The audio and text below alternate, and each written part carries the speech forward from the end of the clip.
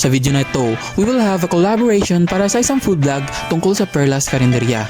Ipapakita namin ang mga pagkain nila, mga achievements at kung bakit sila ang napili namin para sa vlog na to. Kasama na rin ang kwento ng kanilang simula at kung paano sila naging paborito ng marami. Ready ka na ba? Tara!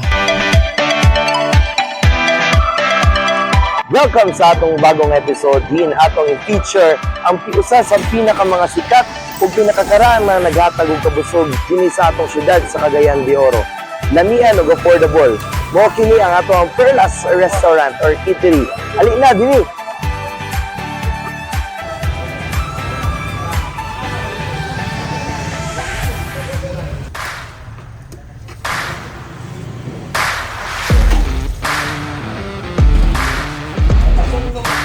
Cheers!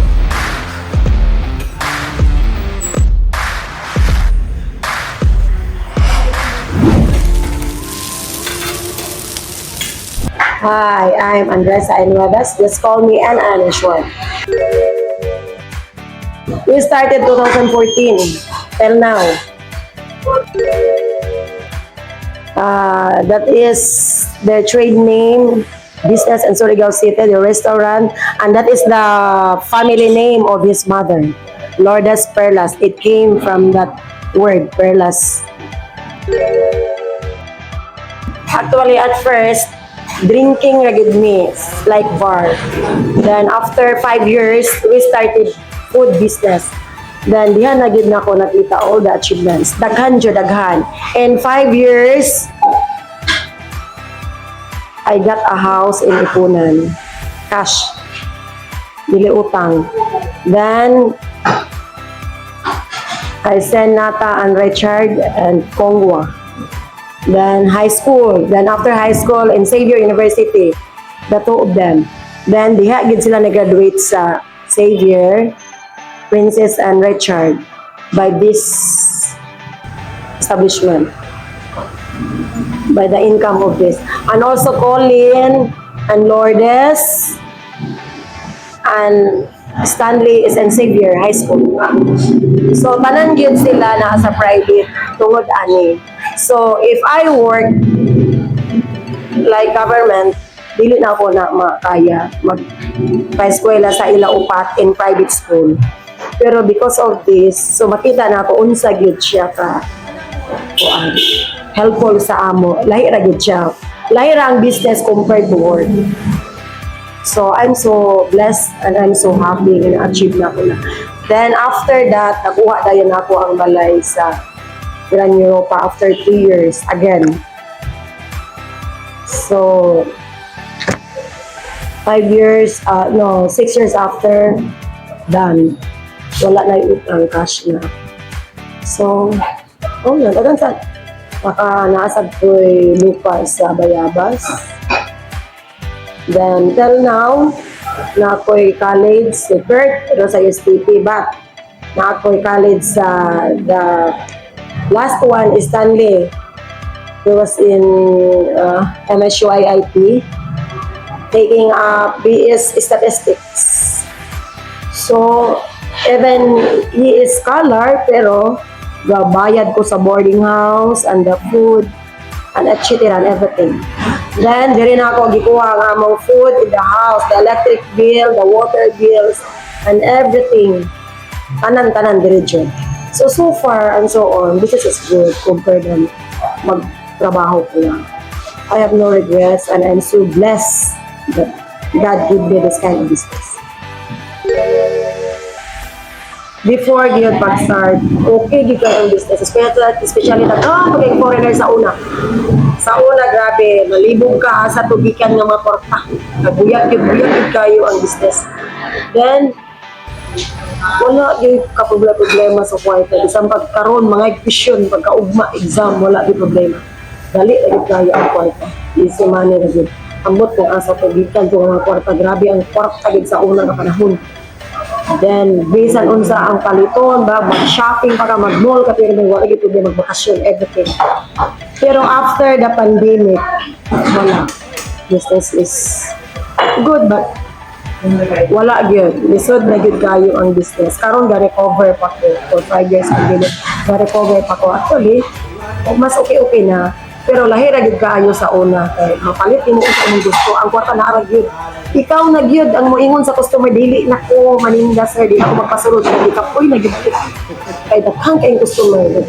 Ana ko kwarta sir. Pero karon mabuang na panawag. Wala pa diha. So lahi ra gid kaayo in terms of kung ang customer.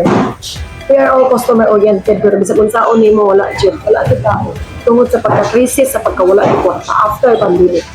Siguro, abot ang na-feel nga that pandemic time, daghang kay silang mga loans, utang. So karon nga na-normalize, na sila work, they are still paying their debts. So wala sila time for fun, time for drinking and everything. Atong pagkaon diri is lutong bahay. Mora ginato with all the bastoy, even makuan siya sa bata or tigulang.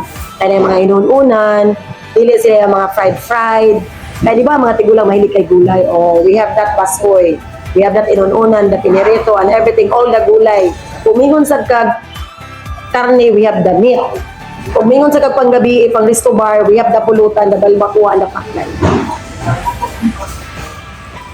Then, the drinking, the beer, the soft drinks, pagkagabi okay ra man gid kay adlaw na ako sa food concentrate. Soft drinks, rice. Then pagkagabi is like a bar, tinana na jud siya. And the videoke, that is additional income of mine, the videoke. That's why we have the panda, di ba? During the pandemic, dine-in is not allowed. So only take out. Then the people are not allowed to go out. So how could they buy? So that's why we have the food panda. They are the one doing our business. Sila ang nagkuan. Subali, online na gyud, murag online na gyud tanan ba ang food. Like ang tao magpanda na lang kadili makagawa. So ato nga time the panda is so basic. Grabe gyud ang panda. Like for example, mahimo kang 20k. Pero karon kay normalize naman may nalang nasa 8, nasa 6, nasa 5. But usually before 2015, mo na ang race yun. Ang panda ra yun ang naglihok sa una for our business. So the panda ra yun ang nagbuhi sa ato at that time. So until now, ang panda na pagyapon. So the panda is a big help to us.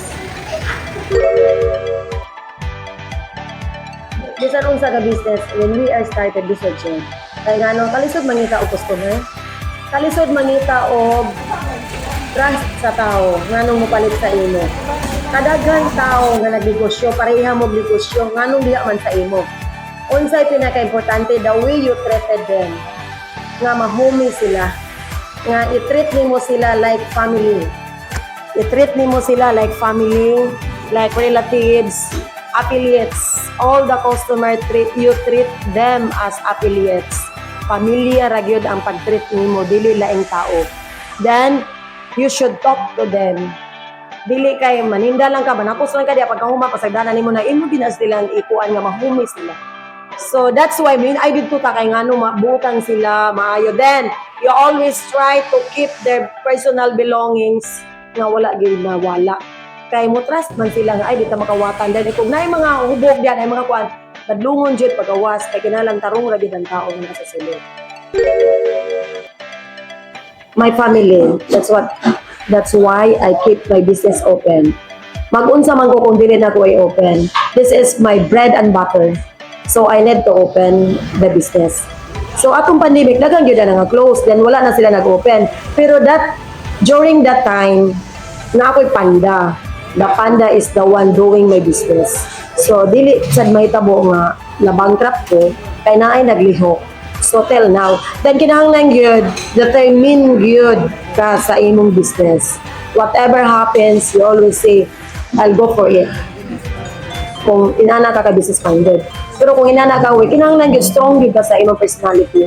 Nga pag may bihalag ikaw ra isa, actually ako ra man gyud isa. No, wala naman yung papa. Pero nag-stick gyud ko sa ako business. Kay mo bitan akong gingon nga this is my bread and butter. So kung dili na ako ni trabaho on for what, para asa pa man, mag-unsa pa man sila, I still have 2 students to spend on. Busog na ako eh. Thank you, Perlas. Thank you sa lamian nga pagkaon, Perlas. And kung gusto mo magkatilaw og mga lami nga pagkaon, anilang mo diri sa Perlas and available pod ilang pagkaon sa Food Panda. So, mao to, balik-balik mo diri. Thank you.